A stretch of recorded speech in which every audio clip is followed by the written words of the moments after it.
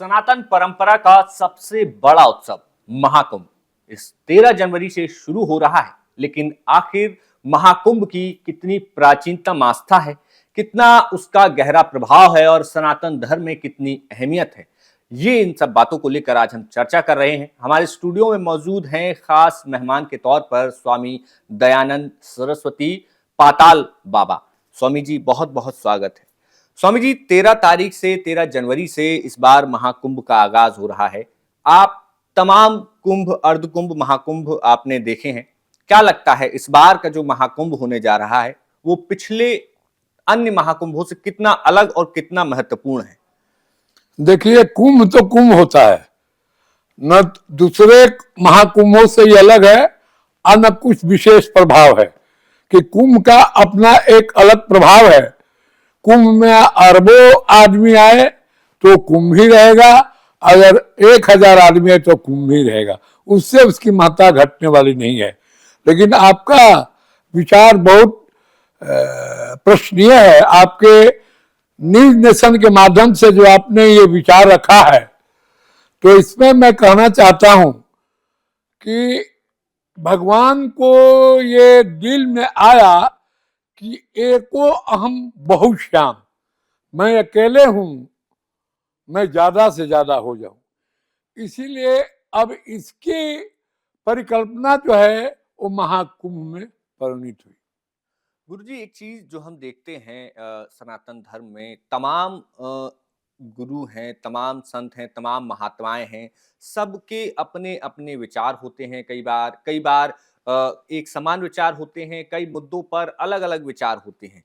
लेकिन कुंभ एक ऐसी चीज है जहां पर हर परंपरा, हर पद्धति के लोग आते हैं और अपनी आस्था रखते हैं। आखिर कुंभ को लेकर कितना अहम है, और बड़ी बात यह भी है कि जब सभी लोग आते हैं तो वो एक कोई पद्धति है, कोई आखिर महत्व क्या है उन तमाम लोगों को एकजुट एक रखने का? देखिए, ये इसका परिपाटी चला है। शुरू में जो मैं आपको बताया, देवासुर संग्राम हुआ था, जिसमें सिर्फ राक्षस और देवता थे, कोई मनुष्य की उत्पत्ति नहीं हुई थी। तो भगवान ने बृहस्पति को बोला कि तुम जाओ शुक्राचार्य को बोलो कि मैं तुमसे युद्ध करूंगा। आपको जान करके पत्रकार महोदय आश्चर्य होगा कि उस समय बृहस्पति ने डिनाई कर दिया कि my lord, I don't want to take up war with Shukracharya due to I am attack on Shukracharya, I am loser but they are winner. माने 7000 एक बार बृहस्पति ने अटैक किया शुक्राचार्य के ऊपर, लेकिन सभी में इनकी देवताओं की हार हुई और राक्षसों की जीत हुई। इसके कारण क्या है कि एक बार परम ऋषि दुर्वासा ऋषि जब इंद्र की जीत हुई तो उन्होंने खुशी से इंद्र को एक माला दिया, लेकिन श्रीमद बक्रन की प्रभुता भगीरन का चंद बदन की नैन सरा काहू की लागन जा। अर्थात कौन आदमी है, कौन राजा है जो श्री को पाकर टेढ़ा नहीं हुआ, चाहे इंद्र हो चाहे कोई भी हो, चाहे मोदी हो चाहे ट्रंप हो, कोई भी हो, वक्र हो जाता है, वो आपसे नहीं मिलेगा। उसके पीए सीए से आप बातचीत कीजिए, उसको अहम भाव हो जाता है कि मैं इस पद पर हूं। तो श्रीमद वक्र न किन्ह की, तो वो मद में आकर के और वो एरावत हाथी को वो माला पहना दिया। अब तो हाथी का स्वभाव जानते हैं आप अच्छी तरह से, धूल धरत निज शीश पर कह रही मैं के काज, जही रजनी पतनी तरी सो ढूंढत गए। वो माला लेकर के पैर के नीचे दाब दिया और इससे दुर्वासा ऋषि श्राप दे दिए कि जाओ तुम्हारे सब देवताओं का जो है विनाश होगा। और ये जप का बिल्कुल तप। गुरुजी, जो आप बता रहे हैं, मेरा अगला सवाल भी वही था कि जी आखिर ये जो कुंभ की परंपरा है, एक जी लंबे समय के लिए होती है, महीने भर से ज्यादा ये जी जी कुंभ जो जी चलता जी है, जी जी आखिर उन पूरे दिनों तक क्या-क्या वहां पर साधु संत महात्मा जो लोग होते हैं, गुरु शिष्य की एक बहुत बड़ी परंपरा हम वहां देखते हैं। जी तो जी आखिर इतने दिनों तक कुंभ को कैसे ऑर्गेनाइज किया जाता है, कैसे लोग वहां रहते हैं, क्या-क्या चीजें वहां होती हैं? देखिए, ऐसा है कि कुंभ को आदि शंकराचार्य ने 13 अखाड़ों में विभक्त किया। अब तो आप सुने होंगे, एक किन्नर भी अखाड़ा हो गया, जी, एक परी भी अखाड़ा होगा, तो जी। 13 दो 15 हो गए। आपको हमको समझ में आ रहा है कि अगले कुंभ में ये संत रैदास लोग रैदास के लिए एक अखाड़ा मांगेगा। हमको जैसा सुनने में आया, बहुत से लोग को मैं सुना। और वाल्मीकि समाज के लोग, वाल्मीकि अखाड़ा हुँ, लाजमी है, हाँ। क्योंकि भाई रामायण कौन लिखा? वाल्मीकि जी।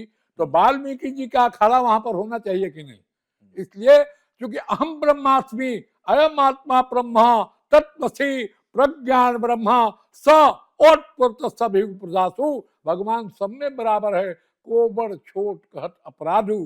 कौन बड़ा है कौन छोटा है ये कहना अपराध है। तो कुंभ में तपश्चर्या है, और अपना अपना साधन है। कोई तंत्र की साधना करता है, कोई मंत्र का जाप करता है, और कोई अपना मौन जाप करता है। कोई ऐसा आदमी है कि कांटों पर आता, लेकिन ऐसा नहीं है, ये सब बनावटी चीज है। आप सोच सकते हैं कि कोई भी आदमी कांटों पर सो नहीं सकता है। ये जो है ढोंग ढकोसला भी वहां ज्यादा है। जी। मेरा कहने का मतलब, एक साधुओं में आप देखिए 2 बार युद्ध भी हो गया, शैव शाक्त में 2 बार युद्ध ज़रूर, हुआ। बिल्कुल। तो हम कहते हैं साधु जब हो गया तो युद्ध करने की क्या जरूरत है? साधु में शास्त्रार्थ होना चाहिए। हम विद्वान हैं, विद्वानों में शास्त्रार्थ होना चाहिए। युद्ध नहीं, मल युद्ध नहीं होना चाहिए। अखाड़े का मतलब है युद्ध नहीं है। अखाड़े का मतलब कि जैसे निर्वाणी अखाड़ा है, जूना अखाड़ा है, अग्नि अखाड़ा है, नागा अखाड़ा है, नाथ अखाड़ा, इस तरह अखाड़ों का अपना एक ये परिपाटी है वहां पर। परंपरा है। परंपरा है, जी जी जी, एकदम एक्चुअली जो आप बोले हाँ, परंपरा है। और शुरू से आदि शंकराचार्य जी ने इस परंपरा को निर्वहन किया। इसलिए कि सभी अखाड़ों में अपना आदमियों का कोई बल का शिक्षा देता है, कोई मंत्र से राज पाने की। देखिए, हमारे ये कुंभ में बहुत से ऐसे मांत्रिक आएंगे, आप सोच भी नहीं सकते हैं कि राज परिवर्तन के लिए आ सकते हैं। आपका राजा का परिवर्तन हो जाएगा। अच्छा। हाँ, बहुत से ऐसा है हमारा मंत्र। हुँ, तो चूंकि मैं मांत्रिक हूँ, अवधूत हूँ, हमें 1 करोड़ मंत्र कंठस्थ याद है, इसलिए मैं बोल रहा हूँ कि हमारे मंत्रों में मंत्र महामन विषय ब्याल की मीटत कठिन कुंक भाल की। मंत्र में शक्ति है कि ललाट के लिखा हुआ मिटा देता है। मंत्र मंत्र मन काल कराला सुमिरत सकल जगत जल जाला। मंत्र में शक्ति है कि सारे संसार को जला देने की शक्ति है। जो ध्रुव ने अपना दिखला दिया जलवा, और प्रहलाद जी ने भी जलवा दिखलाया। लेकिन हम लोग जो नासमझ लोग हैं, समझते हैं हम ज्यादा पढ़े लिखे हैं, विद्वान हैं, उसके तरफ ध्यान नहीं गया। और जो भी सरकार आई तो कुंभ के प्रति कम, और हिंदू और मुसलमान और क्रिश्चियन के ऊपर ध्यान ज्यादा दिया। हम लोग को डिवाइडेड रूल में बंटवारा कर दिया। लेकिन साधुओं में कोई बंटवारा नहीं। कोई किसी ने पूछा कि तुम किस जाति के हो, तुम किसी अखाड़े को, कोई नहीं पूछता है। सभी आदमी एक साथ रहते हैं। तो आपके जो न्यूज नेशन के माध्यम से जो आपने प्रश्न उठाया और मैं लोगों को बताया, तो एक और मैं बताना भूल गया कि जब बृहस्पति जी ने जा करके और ब्रह्मा से पूछा कि महाराज आपने रंभा को पैदा किया, रंभा जवान स्त्री है, तो क्या खाएगी? जी। पूरा पृष्ठवाणी, मैंने मनुष्य के भोजन के लिए मैं बता रहा हूँ हुँ, कि मनुष्य को क्या खाना चाहिए। पूरा पृष्ठवाणी जो निर्विधाता धरित्री तले सार वस्तु की मस्ती चतुर्भी मुखो रीत ओचत विधाता तमालम तमालम तमालम तमालम। तम धर के जो फले, कौन? नारियल। देखिए पहले डाब होता है, पानी होता है, और फिर तब वो ठोस में आता है। तमालम, तम धर के जमे, कौन? दही। तो जब दूध होगा तभी तो, आप दूध को उड़ेल दीजिएगा तो नहीं जमेगा, उसके लिए पात्र चाहिए। तमालम, ऐसे ऐसे माँ जो जोरन डालती है वो जानती है कि दही जो है घूम के जमता है। तमालम। अंगूर, अंगूर को बेल लगा दीजिए नहीं फलेगा जब तक उसको सपोर्ट नहीं दीजिएगा। तमालम। टेनी का चावल, तमालम। तो दूध हो गया, नाल उसमें दही हो गया, छाछ हो गया, मक्खन हो गया, घी हो गया, ये 5 पदार्थ हुए।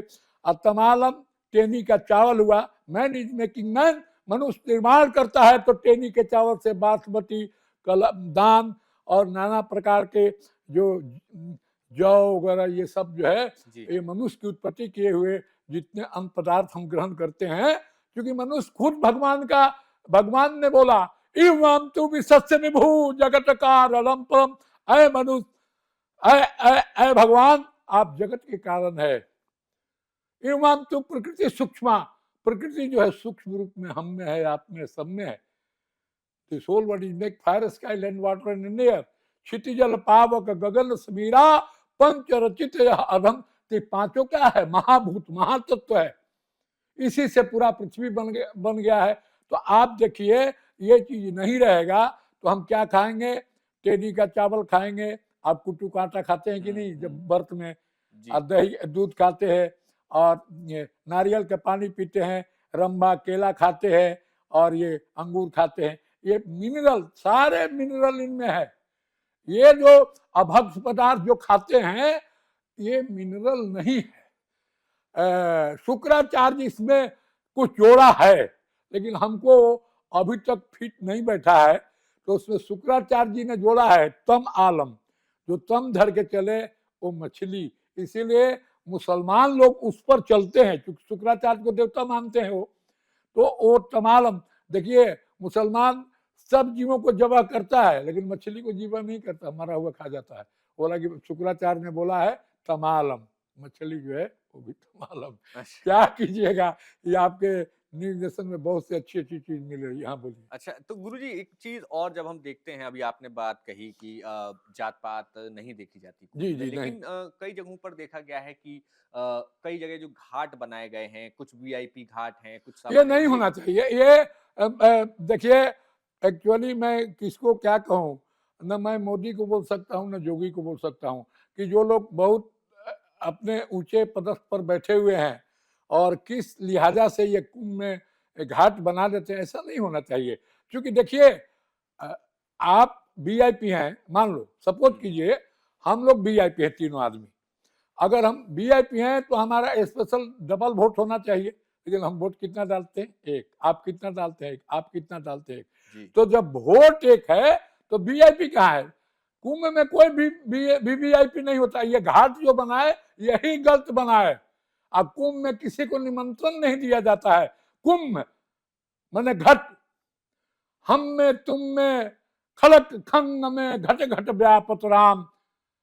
भगवान सम ना, ये आपको देखिए इसमें एक संत आया, वो गुरु रविदास, ये उनसे पूछा गुरु नानक देव जी से, तो बोलते हैं कि हमको एक राम पर सवाल करना है। तो गुरु जी किसी को दाहिने तरफ नहीं बैठाते थे, उसको अच्छा था आदमी, सवाल अच्छा था तो बोला कि seat on my right hand side, तुम हमारे दाहिने तरफ बैठो, बहुत अच्छे आदमी हो। तो वो सवाल किया, कौन राम घट घट में लेटा, कौन राम दशरथ का बेटा, कौन राम ने ब्रह्म पसारा, कौन राम सबसे है नारा, किस राम से प्रीत लगाई, कहो नानक कितने हैं, कहो राम कितने। नानक जी बताइए राम कितने हैं? तो नानक जी ने बड़ा हंस के जवाब दिया, क्योंकि नानक जी एक अद्भुत विद्वान है। बंग में मृदंग पे गुरांग ने उमंग भर बाटे, वो हर कीर्तन का आनंद पार है। तानपुरो सूर की और खंजरी कबीर जी की, मीरा तुलसी किया, जग में भक्ति का प्रचार है। तू का राम हरिनाथ ज्ञान दी भंडार नानक। नानक जी जैसा कोई ज्ञानी अभी तक नहीं हुआ। ज्ञान दी भंडार नानक, नरसिंह मुंजायो जूनागढ़ गिरनार है। कहे पतालनाथ हाथ धर्म दंड लिए, संत रैदास वाल्मीकि बिना ये सूना संसार है। मैं भी ये जोगी जी से, मोदी जी से ये अपील करूंगा, प्रार्थना तो मैं नहीं कर सकता, दोनों हमसे बहुत छोटे हैं उम्र में भी और ज्ञान में भी, इनको मैं जिंदगी भर दोनों को पढ़ाऊंगा। तो मैं कहूंगा कि आप अगले साल वाल्मीकि जी को भी अखाड़ा बनाइए और संत रैदास और दोनों को भारत रत्न दीजिए। आपके माध्यम से जी। ये मोदी जी को, जोगी जी को आज कुंभ का ये संदेश मैं दे रहा हूं आपके माध्यम से। अच्छा, एक चीज और स्वामी जी, जब देखी जाती है महाकुंभ में दान की बड़ी परंपरा रही, हर्षवर्धन से लेकर तमाम वहां पर कुंभ में लोग आते थे और दान का अपना एक अलग महत्व है। वो महत्व कितना महत्वपूर्ण है और सनातन धर्म में दान को किस तरीके से महत्वपूर्ण बताया गया है? देखिए इस पर श्लोक है, इस पर श्लोक ये बनाया गया है कि सतम विहाय भुक्तव्यम, 100 काम छोड़ करके इस गाड़ी में पेट्रोल डालो, क्योंकि पेट्रोल नहीं डालोगे तो गाड़ी नहीं चलेगी। मतलब कहने का तात्पर्य, देखिए पहले ऋषि कितने विद्वान थे और ब्राह्मणों ने उसको कन्वर्ट किया। पहले ऋषि सोचते थे कि खाली पेट अब वॉशरूम में जाइएगा, जाड़े का दिन है, एम्प्टी पेट है तो आपको लकवा मारने का डर है, हार्ट अटैक होने का डर है। तो बोला कि नहीं नहीं, खाली पेट मत जाओ, आप कुछ ग्रहण करके तो वॉशरूम में जाओ। तो सतम भी आय भुक्तम, 100 जरूरी काम छोड़ के भोजन करो। सहस्रानि स्नान माचरेत, अब जब देखते हो कि भोजन करने के बाद कुछ जूठन शरीर में लग जाती है, हाथ में लग जाता है, तो परिष्कार करता है, तब जाके नहाओ। जब नहा लिए तो लक्षम विहाय दातम, 1 लाख जरूरी काम छोड़ करके दान दो, हमारा शास्त्र कहता है। क्योंकि दान जो है ये अक्षय होता है, खासकर कुंभ का जो दान है वो कभी खत्म नहीं होता है। 1 पैसा आप दान दीजिए, 1 रुपया दान दीजिए, आपको रिटर्न लाखों में नहीं करोड़ों में देता है। लेकिन इसको कोई बताने वाला नहीं है। दान उसको दो और जो नीडी है। ऐसा नहीं कि देखिए बहुत से संत लोग कहाँ से विदेशियों को बुला करके पैसा हिलोड़ रहे हैं, ये कर रहे हैं, ये संत थोड़े हैं। अब उन्हीं को मोदी और जोगी उन्हीं को मान रहा है। जो असली संत है इनको पता ही नहीं चला है कि संत क्या है, संत का परिभाषा क्या है, संत कौन होते हैं। ज्ञानी नाम चेतांशी, जो ज्ञानी होता है, चैतन्य होता है, वही संत है।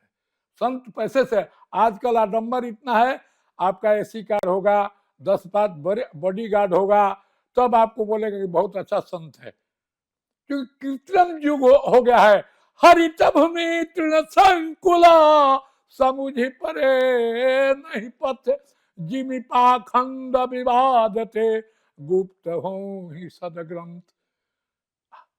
पृथ्वी हरी हरी है, घास से आच्छादित है, तो पथिक को पथ समझ में नहीं आता है।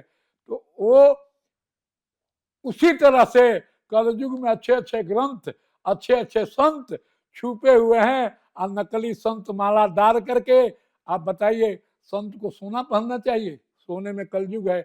आप देखिए कोई 3-3 किलो 4-4 किलो सोना, संत को सोना से क्या काम है? सुंदरी सोना और श्रृंगार से संत को काम है? कभी नहीं पहनना चाहिए। ये तो बहुत ही खतरनाक मोड़ पर जो है ना कलयुग में लोग जा रहे हैं।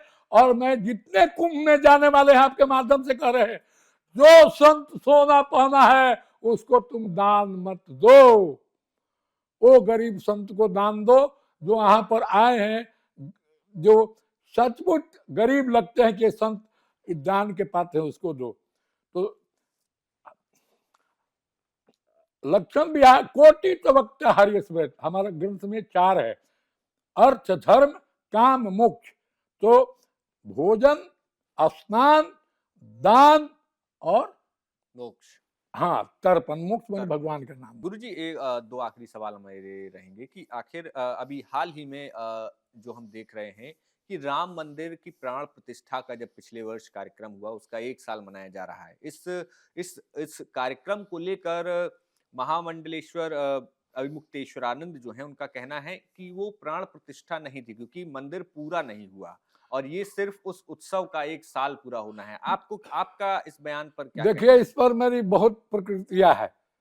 कोई चाहे शंकराचार्य हो, महामंडलेश्वर हो, तो ज्ञानियों से वो ज्ञानी नहीं है। हम्म, जो तपस्वी संत है, मैं तपस्वी संत है, वो गुरु जी, उनके गुरु जी थे और हमारे भी गुरु जी थे, हम्म, और हमको उनके सामने पताल बाबा कह के पुकारते थे, बाबा कह के पुकारते थे हमको, हम्म, क्योंकि हमारी और उनकी उम्र जो है समकक्ष थी, बहुत इज्जत देते थे। तो मैं किसी के विषय में नाम नहीं लेना चाहता हूं, आपसे मैं प्रश्न कर रहा हूं, क्या बच्चा पैदा होता है उसी समय उसको फुल पैंट टाई जूता वगैरह पहना दिया जाता है?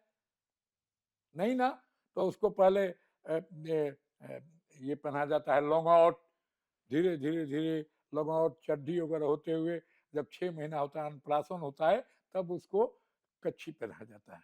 अच्छा, अब देखिए, अब इसमें क्या है, भ्रांति है। अगर ये थोड़ा सा अपने जहाँ के ये हैं, वहां का भी मैं भी हूं, तो ये जहां पर पढ़े वहां का मैं भी विद्यार्थी हूं। तो मैं कहता हूं बैठाइए इनको, हमारे साथ बैठाइए। क्या ये पैदा हुए थे तो फुल पैंट और पूरा ये दंड कमंडल के साथ पैदा हुए थे? आप देखिए, सोमनाथ का मंदिर ऐसा ही था, उसको बाद में बना गया। रावण ने जो भगवान के विजय के लिए रामेश्वर में प्रार्थना किया था और यज्ञ कराया था, तो बोलता है कि महाराज, अब भगवान शिव जी का वो लिंग का अभिषेक करने का समय आ गया।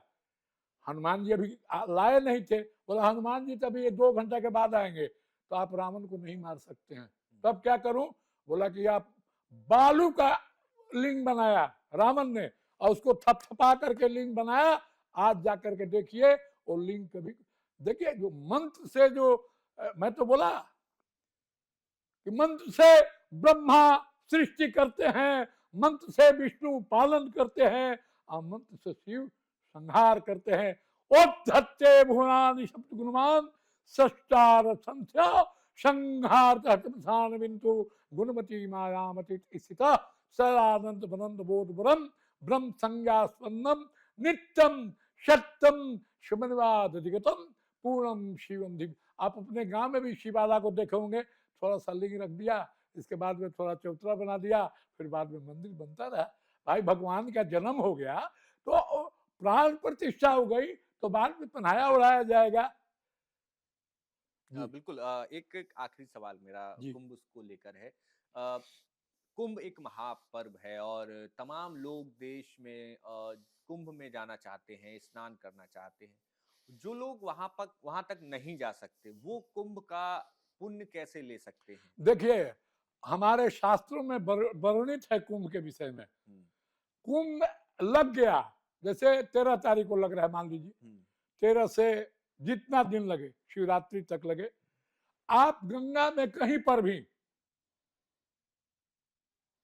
आप स्पर्श भी कर लीजिए, मंजन भी कर लीजिए, स्नान कर लीजिए, आपका कुंभ का संपूर्ण फल प्राप्त होगा। उसमें तुलसीदास जी का अभिप्राय सफा है, दरस परस मंजन आसनाना आचारों के फल एक समाना। अब देखिए, एक संत आए हैं 3 के, और 32 साल से स्नान नहीं किए, बौना बाबा है, तो क्या उसको फल स्नान नहीं करता उसको नहीं मिलेगा?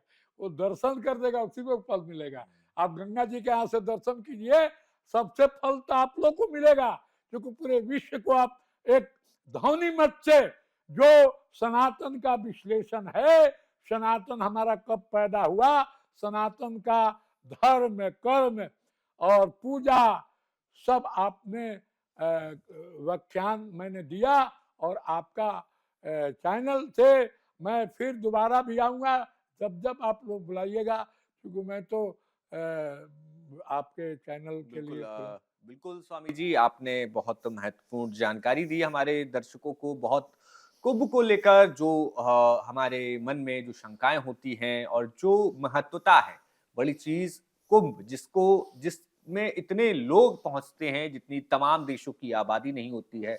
बड़े बड़े रिसर्च स्कॉलर जो हैं कुंभ पर रिसर्च करने आते हैं कि आखिर इतना बड़ा आयोजन एक देश में एक जगह पर कैसे होता है और इतने लंबे वक्त तक वो आयोजन किया जाता है। हर कोई देख के चौंक जाता है। उसकी आखिर परंपरा क्या है, उसका महत्व क्या है और सनातन धर्म में कितनी उसकी गहराई है, वो आज हमें स्वामी दयानंद सरस्वती पाताल बाबा ने बताई। बाबा जी, आपका बहुत बहुत शुक्रिया।